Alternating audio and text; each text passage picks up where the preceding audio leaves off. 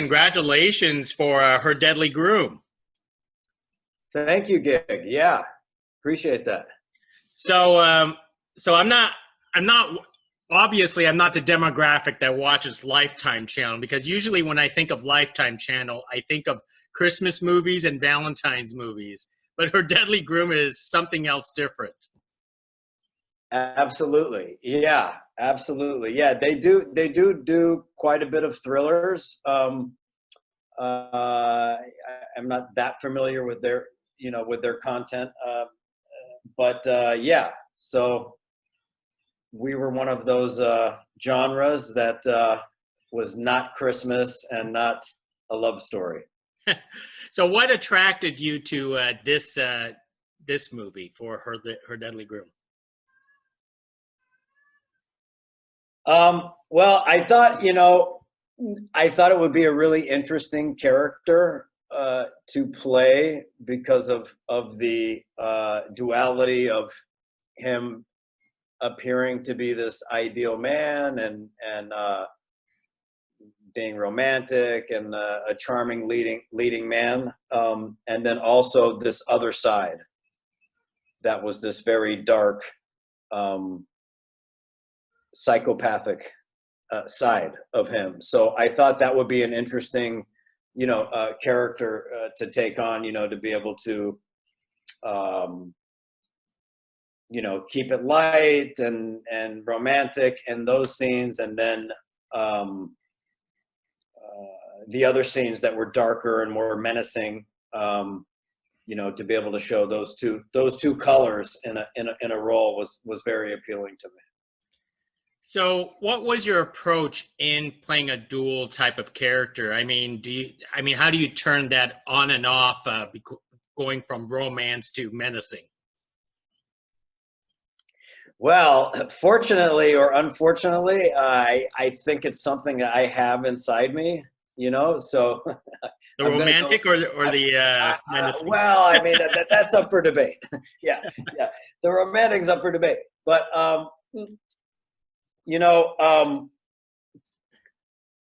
man, it was funny. I remember I was talking to a mentor of mine.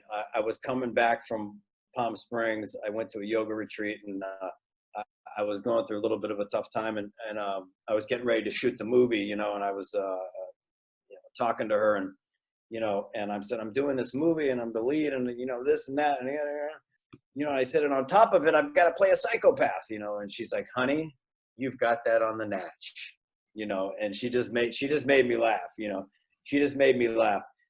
So you're back to your question. What was my approach? I did study some movies. I did watch several films. No Country for Old Men. I watched the Ted Bundy movie, and I watched the one that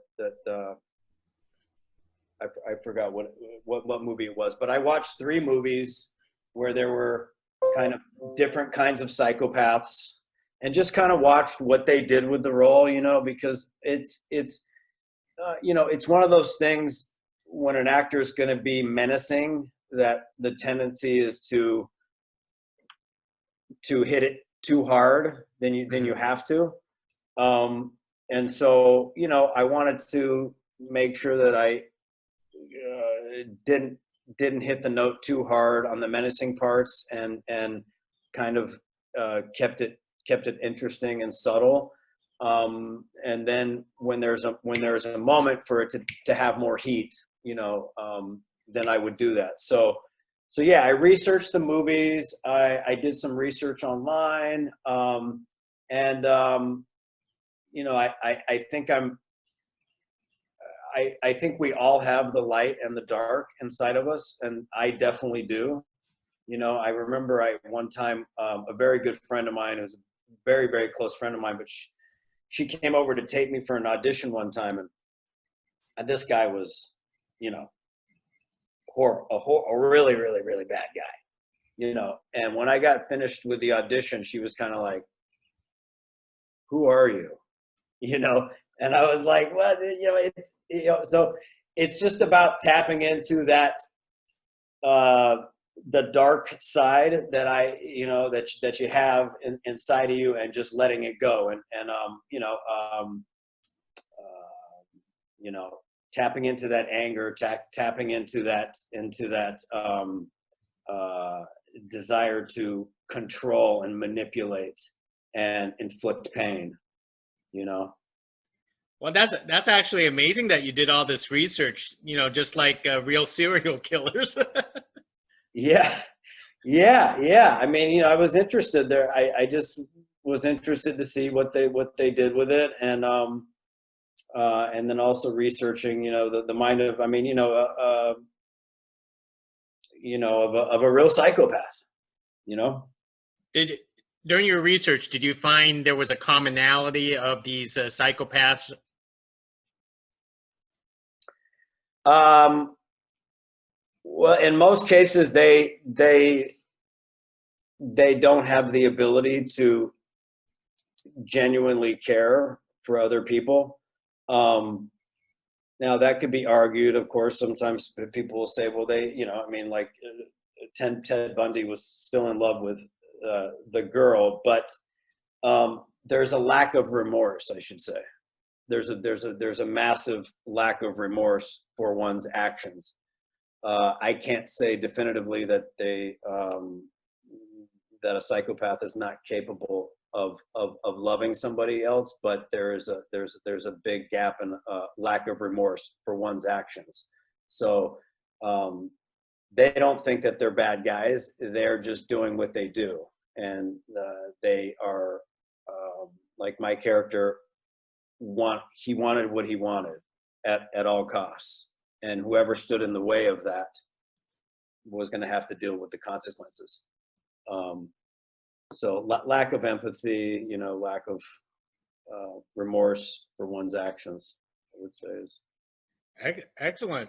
One of the things that I always find about the TV movies, and because you've done a lot of different projects before where they some of them try to push the limits, but this one kept everything very simple, especially since director Jared Cohen was attached to this, and he did like Sharknado, which is just wild out crazy.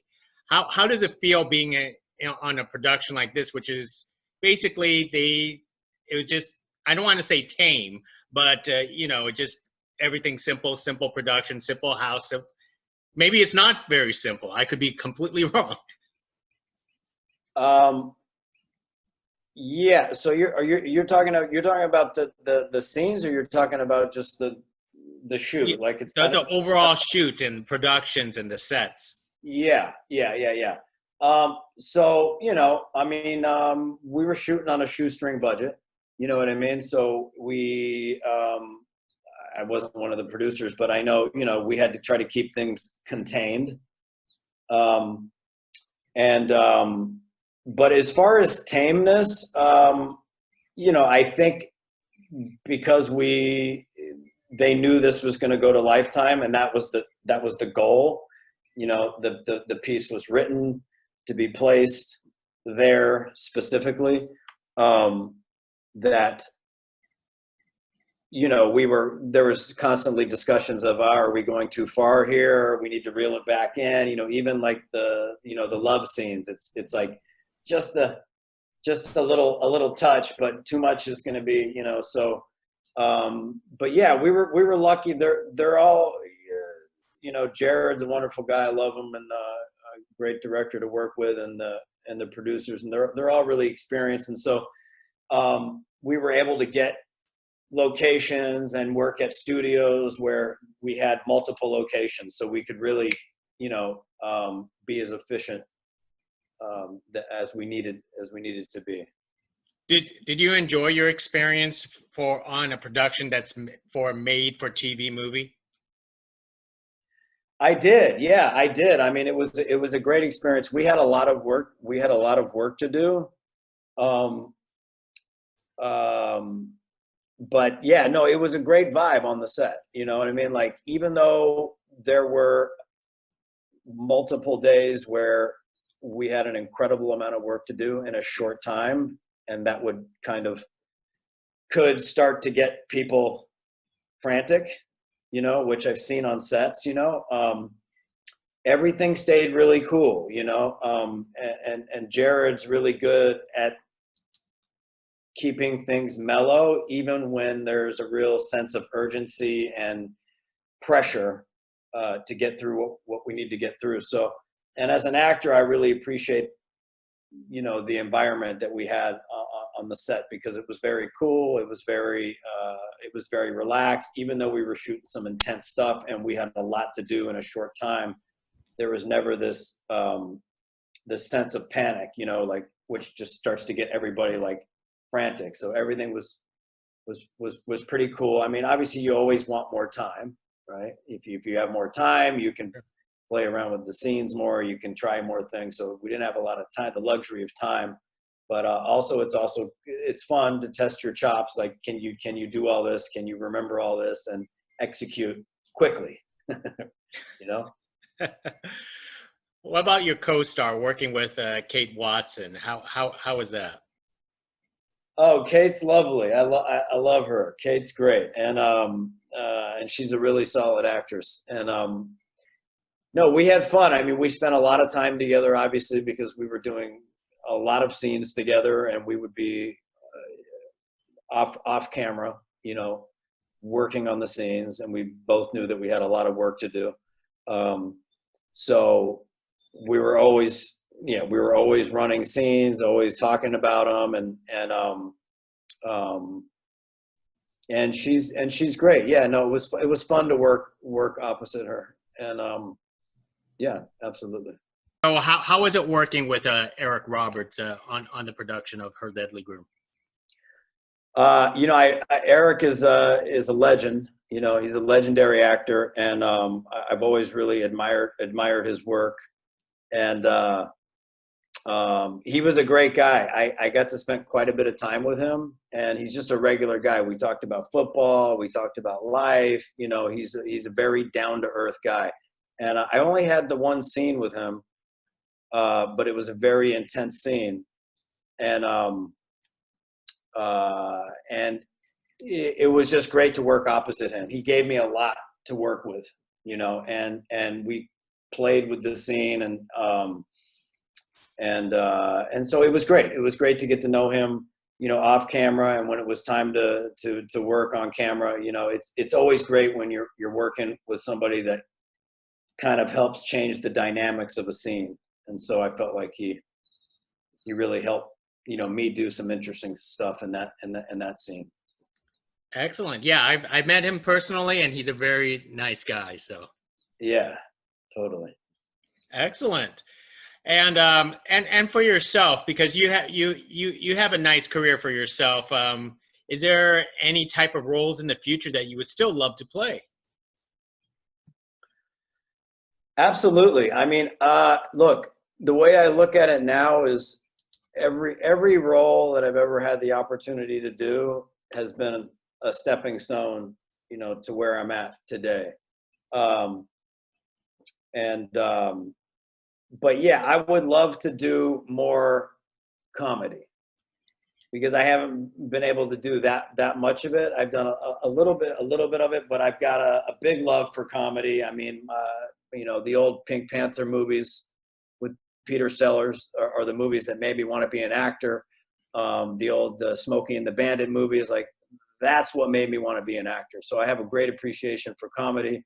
And so I'd like to be able to do, that would be a real dream of mine, to be able to do some more comedic roles, you know, maybe not straight comedy, but like some stuff that has some comedic elements to it. But, you know, I'm open to anything. I think, you know, early on as a young man, I kind of fought my casting, which you'll find that happens with a lot of young actors. It's like the girl next door wants to be the sexy girl. The sexy girl wants to be the girl next, you know, I mean, the bad guy wants to be the good guy. The good guy wants to be, you know, it's that the grass is always greener on the other side. So as a young man, I you know, I was pretty wild.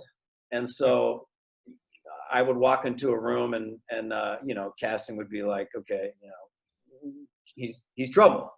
He's trouble. Okay. He's got to be. So, and I used to, as a young man, I used to kind of get my feelings hurt because I'm like, but I'm more than that, you know? Okay, I know I've got this wild side, but like, but then I remember I learned, you know, like I heard my acting teacher back in the day, you know, say you have to embrace your casting. So if your casting is, there's an element to danger to you when you walk through the room, or you are the girl next door or whatever it is, it's like, first we have to embrace that casting, because whether we like it or not, when I walk through a room, or even I'm sitting on the Zoom call with you, you're getting some ideas in your mind of me, of who you think I am and what roles I might fit in and stuff like that. And that's none of my business. But so I've learned to embrace my casting, which tends to be complicated characters that are good guys, but they're also capable of doing some crazy stuff as well. So first embracing that and being like, okay, I welcome that, you know, and then, you know, as you grow as a human being, which I have, you know, I definitely have changed a lot and evolved as a human being. So I think that opens the door to play more roles, you know, that are outside of that box. Excellent. As I'm starting to wrap things up with you, I know it's a silly question to ask in times like this, but do you have other upcoming projects? Yes, at a time like this, it is pretty crazy. I have a movie, another movie that I did with Jared that came out at the end of May.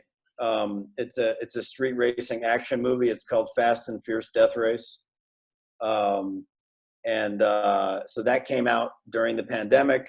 And so, yeah, ironically enough, during this challenging time, yeah, I'm going to have two movies that are coming out. So Fast and Fierce Death Race came out at the end of May. It's a feature film, street racing action movie with DMX.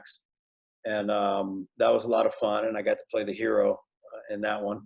And then as far as additional stuff, I'm in talks with about a couple of new projects, and I'm also a writer. You know, I'm just finishing my third screenplay. And so I'm really focused on the writing. So I'm in development on a number of those films. I also wrote a 30-minute dark comedy for TV, and so I'm just getting that out to some people to try to get that made. So other than that, I mean, it's definitely an interesting time, and I would just see what's going to happen next. Excellent. And before I let you go, one of the things that because you were talking about the casting process, and in the film everyone keeps on referring you as the handsome guy that they would love to swipe right on. I mean, how does it feel that, you know, you're cast as the good-looking guy for the film?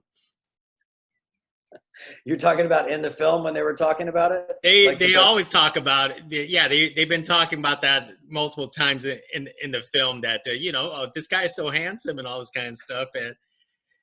And I'm sure, you know, not to boost your ego, you are a very good-looking guy. So. Well, no, thank you, Gig. It's actually a great question because I don't see myself that way. You know, I mean, I'm not stupid. I've heard it enough times to know that there's got to be some truth to it. And I have seen myself on film, and I've seen myself in some photographs where I go, you know, I look pretty damn good. But the truth of the matter is I really just feel like another human being. I just feel like another, you know, guy. I don't, you know, I don't see myself as this good-looking, handsome guy and stuff like that. I mean, you know, sometimes when people say it to me, I'm kind of like, you know, so yeah. I mean, you know, I just feel like a normal guy. I mean, I'm grateful that I would be considered a handsome leading man, I guess. You know. You know what? Just take all the compliments you could get, right? Yeah. No, please don't. If you're listening, don't stop with the compliments. You know.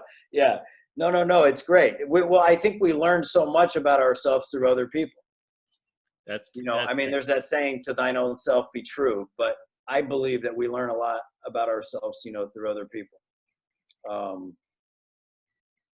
Excellent. Well, hey, Michael, hey, thank you for this conversation.